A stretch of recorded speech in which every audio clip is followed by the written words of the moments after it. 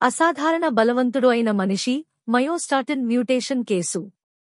ఒక శిశువు పుట్టిన రోజునే అతని శరీరంలో అథ్లెట్లా పుష్టి ఉన్న కండరాలు ఉన్నాయని ఊహించండి. ఇది జర్మనీ రాజధాని బెర్లిన్లో 2000 సంవత్సరంలో పుట్టిన ఒక శిశువు గురించి నిజమైన కథ. డాక్టర్లు అతన్ని పరీక్షించినప్పుడు షాక్ అయ్యారు. అతనికి అసాధారణమైన కండర శక్తి ఉంది. అతనిలో మయోస్టాటిన్ జీన్, ఎంఎస్టీఎన్ జీన్ లో అరుదైన మ్యూటేషన్ ఉండేది. సాధారణంగా ఈ జీన్ మన శరీరంలో కండరాల పెరుగుదలని నియంత్రించే బ్రేక్ లాగా పనిచేస్తుంది. కానీ అతనిలో ఆ జీన్ పనిచేయలేదు. అందువల్ల అతని కండరాలు 2 రెట్ల వేగంగా, సహజంగానే అభివృద్ధి చెందాయి. పుట్టిన 4 రోజుల్లోనే అతని తొడ కండరాలు స్పష్టంగా కనిపించేవి.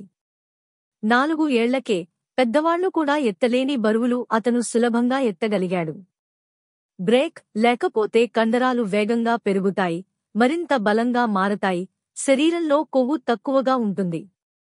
ఈ మ్యూటేషన్ బెల్జియన్ బ్లూ గేదెలు మరియు బల్లి విపెట్ కుక్కల్లో కూడా కనిపించినట్లు శాస్త్రవేత్తలు తెలిపారు. పుట్టుకతోనే అతని శరీరం అసాధారణంగా కండరాలతో కనిపించింది, అల్ట్రాసౌండ్ మరియు వైద్య పరీక్షలు నిర్ధారించాయి.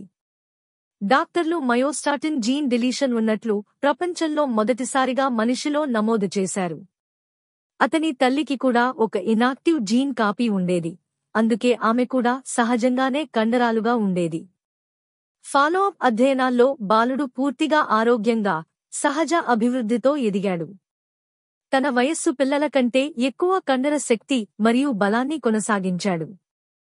ప్రస్తుతం కూడా అతను బతికే ఉన్నాడని, ప్రశాంతమైన వ్యక్తిగత జీవితాన్ని గడుపుతున్నాడని నమ్ముతారు.